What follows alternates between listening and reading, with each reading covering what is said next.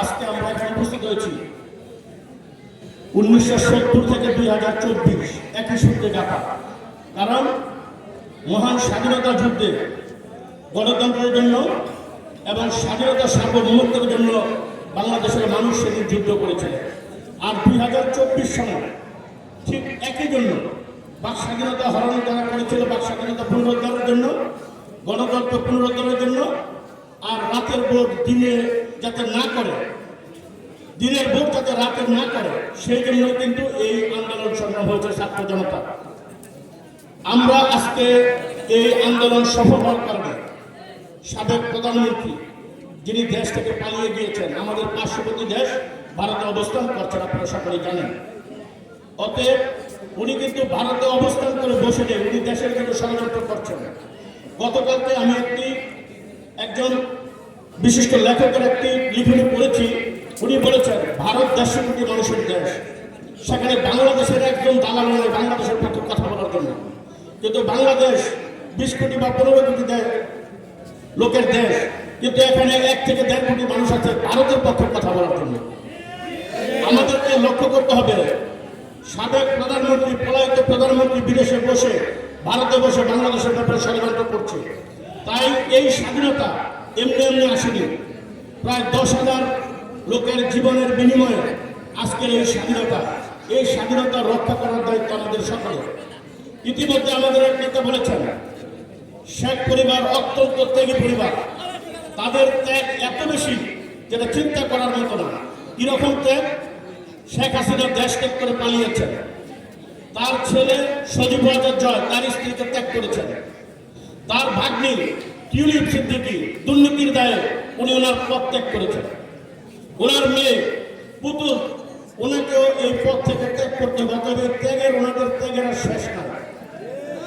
বিশেষ করে আমরা যারা এখানে উপস্থিত আছি, যেহেতু আমরা 38 নম্বর ওয়ার্ডের বাসিন্দা, আমরা বর্তমান সরকার যেভাবে রাষ্ট্র সংস্কার করছে, ইতিমধ্যে আমাদের নেতা তারেক রহমান শহীদ প্রেসিডেন্ট জিয়াউর রহমানের 19 দফা কর্মসূচি থেকে উনি 31 দফা কর্মসূচি ঘোষণা করেছেন। এই 31 দফা কর্মসূচির মধ্য দিয়ে উনি রাষ্ট্র পরিচালনা করবেন। এই 31 দফা যদি আপনারা করেন, এর মধ্যে আপনারা সকল কিছু জানতে পারবেন। যে 31 দফার মধ্যে শ্রমিকের কথা বলেছেন, নারী অধিকারের কথা বলেছেন, রাষ্ট্রের স্বাধীনতা সার্বভৌমত্বের কথা বলেছেন, গণতন্ত্রের কথা বলেছেন, সকলের কথা বলেছেন। আমি মনে করি এই 31 দফা পড়লেই বুঝতে পারবেন তারেক রহমান বাংলাদেশকে কিভাবে রাষ্ট্র পরিচালনার চিন্তা ভাবনা করছেন। আমি মনে করি আমাদের নেতা বারবার বলেছেন যে আওয়ামী লীগের কোনো লোক বিএনপিতে ঢোকার কোনো প্রয়োজন নাই। কারণ 5 তারিখের আগে আমরাই সকলে আন্দোলন সংগ্রামের মধ্য দিয়ে কিন্তু এই ফ্যাসিস্ট সরকারের পতন হয়েছে। অতএব নেতাই বলেছে আওয়ামী লীগের আমাদের দলে নেওয়ার কোনো সুযোগ নাই। বিশেষ করে আপনাদের লক্ষ্য রাখতে হবে, আমাদের সাবেক প্রধানমন্ত্রী বিএনপির চেয়ারপারসন দেশনেত্রী বেগম খালেদা জিয়া, যিনি 3-3বার প্রধানমন্ত্রী ছিলেন, একজন স্বাধীনতার দশকের স্ত্রী ছিলেন, একজন রাষ্ট্রপ্রধানের স্ত্রী ছিলেন, সামান্য 1 কোটি টাকা জিয়া অফানার ট্রাস্টের টাকা তিনি এক ব্যাংক থেকে আরেক ব্যাংকে রেখেছিলেন। এটাই তার অপরাধ। তখন আমাদের প্রধানমন্ত্রী বলেছিলেন এতেবার টাকাটাকে মেরে খেয়েছেন। সেই টাকা উনি ব্যাংকে রেখেছিলেন ফিক্সড ডিপোজিট করে, সে 1 কোটি টাকা 10 কোটি টাকা হয়েছে। অতএব তারপরে ওনাকে অপবাদ দেওয়া হয়েছে। তারেক রহমান বাংলাদেশ আসতে পারে না, সেই লন্ডনে বসে দেশ পরিচালনা করছেন, তার নিজের ছোট ভাইয়ের জানাজায় পর্যন্ত অংশগ্রহণ করতে পারে না। আপনাদের বুঝতে হবে, সাবেক প্রধানমন্ত্রী আওয়ামী লীগের দোসররা বলেছিল শহীদ প্রেসিডেন্ট জিয়াউর রহমানের রাজনীতি সেখানে নেই।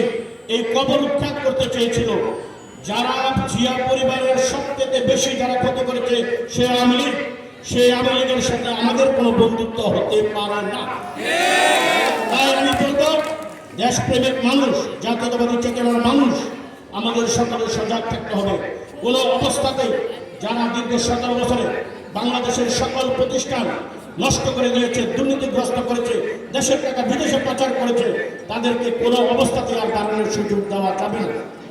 যিনি আজকে এই অনুষ্ঠানের সভাপতিত্ব করছেন, আমরা অনেকেই বলি উনি বয়োজ্যেষ্ঠ লোক, প্রবীণ মানুষ। আসলে উনি ওনার কর্মকাণ্ড দিয়ে উনি নবীন মানুষ, উনি প্রবীণ মানুষ, উনি নবীন মানুষ। এলাকার মানুষের পানির সমস্যা, কসিমউদ্দিন মামু কিন্তু দাঁড়িয়েছে আপনাদের পাশে।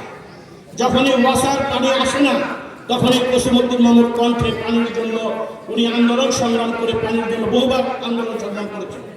এবং এলাকাতে আজকে দিনের পরে আমি এতদিন কি হয়েছে বলতে চাই না, যেহেতু আমরা এই এলাকার মধ্যে এর আগে সময় দেইনি, এটা আমাদের ব্যর্থতা। আমরা আপনাদের সাথে যোগাযোগ রক্ষা করিনি, এটা আমাদের ব্যর্থতা। বিশেষ করে যিনি আজকে প্রধান অতিথি আছেন, তাকে আমি বিনয়ের সাথে বলবো, এটা আমাদের এলাকা, আমরা এখানে বসবাস করি, আমরা এখানে সকলকে সাথে নিয়ে একটি শান্তিপূর্ণ এলাকা গঠন করতে চাই। তাই আজকে দিনের পরে যারা চাঁদাবাজি করেন, বিএনপির লেবাস ধরে যারা চাঁদাবাজি করবেন, তাদেরকে প্রথম প্রতিহত করব। এবং যারা তাদের সাথে সম্পৃক্ত থাকবেন, তাদেরকে আমরা প্রতিহত করব, তারা যত শক্তিশালী হন। আমি একটি কথাই বলবো, এই সমাজকে সুন্দর এবং ভালো রাখার দায়িত্ব আমাদের, আপনাদের। আমরা সকলে মিলে কাঁধে কাঁধ মিলিয়ে দল মত সকল কিছু ঊর্ধ্বে থেকে আমরা এই এলাকায় একটা সুন্দর পরিবেশ তৈরি করব। আর যেহেতু আমাদের নেত্রী বেগম খালেদা জিয়া, আপনারা সকলে শুনে